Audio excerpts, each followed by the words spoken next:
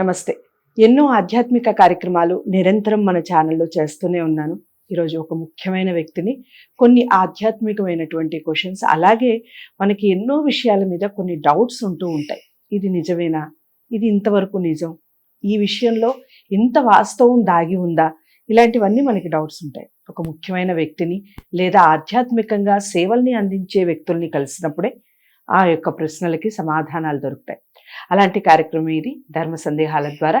ఈరోజు శ్రీశైలం పీఠాధిపతి శ్రీ అశోకానంద భారతి గారిని కలవబోతున్నాను, మాట్లాడబోతున్నాను. మీ అందరికీ కూడా చాలా చక్కటి ప్రశ్నలతో ఆయన సమాధానాలు చెప్తారు. వీడియోని ఎక్కడా కూడా స్కిప్ చేయకుండా చూడండి. నమస్కారం. ఓం నమ శివాయ. శ్రీశైల మల్లికార్జున ప్రకాశీలు అందరూ మనస్ఫూర్తిగా కోరుకుంటూ ఓం నమ శివాయ. గురువుగారు, శ్రీశైలం అనగానే మల్లికార్జున స్వామి గుర్తొస్తారు. చాలా మంది దర్శించుకుంటూ ఉంటారు.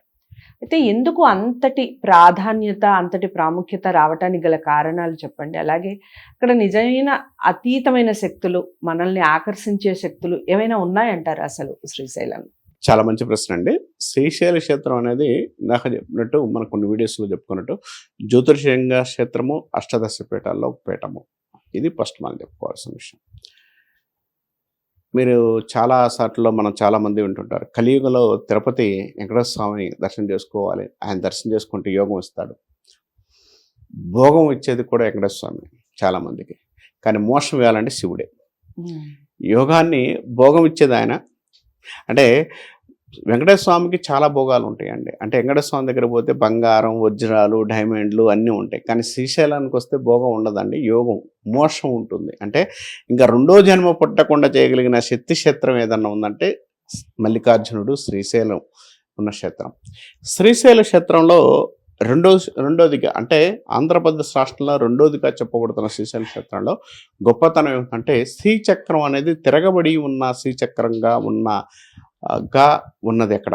అందుకనే మీకు వెంకటేశ్వర స్వామి తర్వాత 100% శ్రీశైల క్షేత్రాన్ని దర్శనం చేసుకుంటే 100% ఇంకా త్వరలో రాబోయే క్షేత్రం, అంటే అంత హైలైట్గా అంత గొప్పగా అయ్యే క్షేత్రం శ్రీశైల క్షేత్రం అని చెప్పొచ్చు. ఎందుకంటే వెంకటేశ్వర స్వామి తర్వాత అంత క్షేత్రం ఉంది కదా, ఇప్పుడు ఉండే కొద్దీ ఈ క్షేత్రం అంత ప్రాముఖ్యత కూడా, వెంకటేశ్వర స్వామి అంత ప్రాముఖ్యత కూడా పొందడానికి అవకాశం ఉన్న క్షేత్రం ఏదన్నా ఉందంటే శ్రీశైల క్షేత్రం అని చెప్పొచ్చు.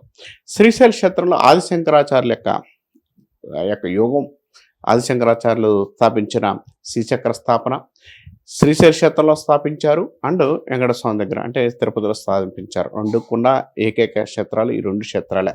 శ్రీచక్రం స్థాపన, శ్రీచక్రం ఎందుకంటే ధన వర్షాన్ని కురిపించడానికి యోగస్థానంలో ఉన్నది స్థానం. అమ్మవారి గుడిలో ఫస్ట్ శ్రీచక్ర స్థాపన జరిగిన ప్లేస్ ఏదన్నా ఉందంటే శ్రీశైల క్షేత్రం అని చెప్పవచ్చు. అతీత శక్తులు, అతీంద్రైన గొప్పవారు ఉన్నారంటే శ్రీశైల క్షేత్రంలో మీకు చాలామంది, అక్క మహాదేవి కావచ్చు, చాలామంది, అంటే అక్క మహాదేవి, చాలామంది, మా మల్లమ్మ కన్నీరు, మల్లమ్మ తల్లి, ఇలా కొన్ని వందల మంది అక్క మహాదేవి, తర్వాత అక్క మహాదేవితో పాటు మాణిక్యేశ్వర మాత, వీళ్ళందరూ తపస్సు చేసుకున్న ఏకైక ప్లేస్. అంటే శ్రీశైల క్షేత్రంలో అంత యోగినులుగా ఉన్న ప్లేస్ ఏదైనా ఉందంటే శ్రీశైల క్షేత్రం అని చెప్పవచ్చు. శ్రీశైల క్షేత్రంలో ఇంకొక ప్లస్ పాయింట్ ఏంటంటే ఇక్కడ 100% అతీతమైన శక్తి ఎక్కువ ఉండే అవకాశం ఉంది. కరెక్ట్గా 3 రోజుల పాటు మనం నిద్ర చేయగలిగితే, మనస్ఫూర్తిగా మల్లికార్జునుడి దర్శనం చేసుకొని నువ్వు నిద్ర చేయగలిగితే నీకు దుస్వప్నాలపై మంచి స్వప్నంగా ఆయన యొక్క కరుణ, ఆయనే నమ్మి చేస్తే నీకు 100% వస్తూ ఉంటుంది. అంటే ఎవరినో పట్టుకునే బదులు శ్రీశైల మల్లికార్జునుడు పట్టుకుంటే అంత యోగాన్ని ఇవ్వడానికి ఉంది. ఈరోజు కూడా సూక్ష్మ రూపంలో శ్రీశైలంలో ఇంత జరుగుతున్నా కూడా, అంటే ప్రపంచంలో ఎక్కడైనా కూడా ఎన్ని జరుగుతున్నా, ఇబ్బందులు వస్తున్నా కూడా ఒక సింహం, పులి, లేకపోతే ఘోర జంతువుల నుంచి ఎక్కడా కూడా ఇబ్బంది పడకుండా ఉన్న ఏకైక క్షేత్రం శ్రీశైలం. ఆ మల్లికార్జునుడి యొక్క గొప్పతనానికి నిదర్శనం. అంటే అన్ని అడవి జంతువులు ఉన్నా కూడా ఎక్కడ ఇబ్బంది కలగకుండా, ఎవరిని ఇబ్బంది పెట్టకుండా, ఈరోజు ఘోర జంతువులు శ్రీశైల క్షేత్రంలో విహరిస్తున్నా కూడా ఇబ్బంది కలగకుండా ఉంది. అదృశ్యమైన శక్తులు ఉన్నాయా లేవంటే 100% ఉన్నాయి. సాధువుల గుట్ట, తర్వాత వచ్చేసరికి శబరిమల కోన ఉంది, ప్లస్ మనకు వచ్చేసరికి అక్క మహాదేవి గుహలు, ఆ యొక్క ప్లేసెస్లో ఈరోజు కూడా 100% యొక్క స్థానబలం ఎక్కువగా ఉండి అదృశ్యమైన శక్తులు, అంటే కనపడని స్థితిలో, సూక్ష్మ స్థితిలో తపస్సు చేసుకునే వాళ్ళు 100% ఉన్నారు. కాబట్టి శ్రీశైల క్షేత్రంలో మనం ఒక 3 days ప్రశాంతంగా నిద్ర చేస్తే మంచి ఫలితాలతో పాటు మంచి యోగాన్ని ఇవ్వడానికి వస్తుంది. అంటే నిద్ర చేయమన్నాను కానీ పోయి ఏసీ రూమ్లో పడుకోమని కాదండి.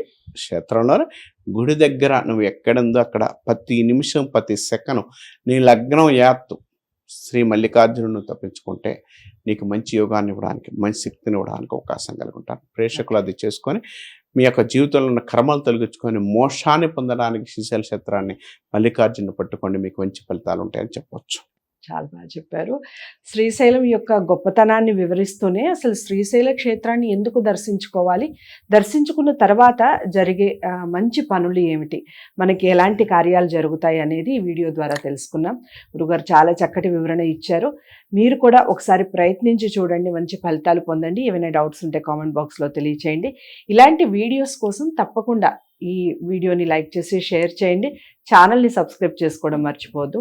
మరో మంచి వీడియోతో మరో మంచి అంశంతో మళ్ళీ కలిసే ప్రయత్నం చేస్తాను. నమస్తే.